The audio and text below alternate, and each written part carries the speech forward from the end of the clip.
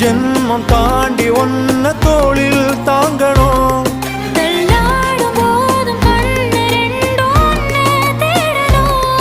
உயிர் விட்டு போகும் அந்த நொடியில் ஓருவம் முன்னால் வரணும்.